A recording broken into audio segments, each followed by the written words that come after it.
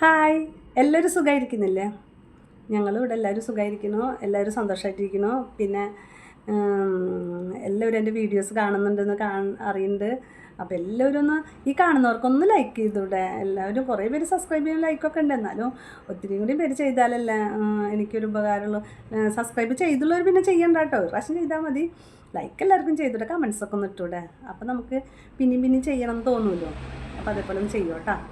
പിന്നെ ഒരു കാര്യം പറയാനുള്ളത്, വൈശാഖ മാസമാണ് ഇപ്പോൾ. വൈശാഖ മാസം ഗുരുവായൂർ അമ്പലത്തിൽ നല്ല അടിപൊളി മാസമാണ്. മാധവ മാസം എന്നറിയും. നമുക്ക് ഒരുപാട് പ്രാർത്ഥന ഉണ്ടായെന്ന് വെച്ചാൽ അതിനുള്ള ഗുണം കിട്ടുന്ന ഒരു മാസമാണ്. ഈ ഒരു മാസം നിങ്ങൾ എന്തായാലും പ്രാർത്ഥിക്കും. ഇപ്പോൾ നമുക്ക് എന്താ പറയുക, ക്രിസ്ത്യൻസിന് നൊയമ്പ് പിടിക്കില്ലേ, മുസ്ലിംസിന് നോമ്പെടുക്കണ മാസങ്ങൾ, നമുക്ക് ഈ ഒരു മാസം നല്ലൊരു മാസമാണ്. അപ്പോൾ എല്ലാവരും നന്നായി പ്രാർത്ഥിക്കുക. പറ്റാവുന്നവരൊക്കെ വിഷ്ണു സഹസ്രനാമം ഡെയിലി ചൊല്ലുക. അർച്ചനയോട് കൂടി ചെയ്താൽ അത്രയും നല്ലത്. മനസ്സിൽ അർച്ചന വിചാരിച്ച് നമ്മൾ ചൊല്ലിട്ടാലും മതി, ഭജിക്കുക.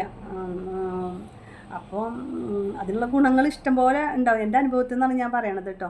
നമുക്കൊരുപാട് അനുഭവങ്ങൾ ഉണ്ടായാലാണ് നല്ല ഒരു വൈബാണ് നമുക്ക് ഈ മാസം കിട്ടുന്നത്. പറ്റാവുന്ന സമയത്തൊക്കെ അമ്പലത്തിൽ പോവുക. അപ്പോൾ അതും കൂടി ഒന്ന് പറയാൻ വെച്ചിട്ട് വന്നതാണ്. അപ്പോൾ എല്ലാവരും നന്നായി പ്രാർത്ഥിക്കുക. 2 നേരം വിളക്ക് വയ്ക്കാൻ പറ്റുമെന്ന് വെച്ചാൽ 2 നേരം വിളക്ക് വയ്ക്കുക. നന്നായി മനസ്സുരുക്കി നമ്മൾ എന്തെങ്കിലും കാര്യങ്ങളൊക്കെ മനസ്സിൽ വിചാരിക്കില്ലേ, അതൊക്കെ മനസ്സിൽ വിചാരിച്ചും കൊണ്ട് നമ്മൾ നന്നായി ഭഗവാനോട് അപേക്ഷിക്കുക, അപേക്ഷിക്കുക. അതെന്തായാലും സാധിച്ചു കിട്ടും. അപ്പോൾ അത് വേണ്ടെന്നൊക്കെ ചെയ്യുക കേട്ടോ. അപ്പോൾ എല്ലാവരും സബ്സ്ക്രൈബ് ചെയ്ത് ലൈക്ക് ചെയ്ത് ഷെയർ ചെയ്യണേ. പിന്നെ ഇതുവരെ എന്നെ സപ്പോർട്ട് ചെയ്ത് എല്ലാവരോടും താങ്ക്സ് പറയണം കേട്ടോ. ഒരുപാട് പേര് സപ്പോർട്ട് ചെയ്തിട്ടുണ്ട്.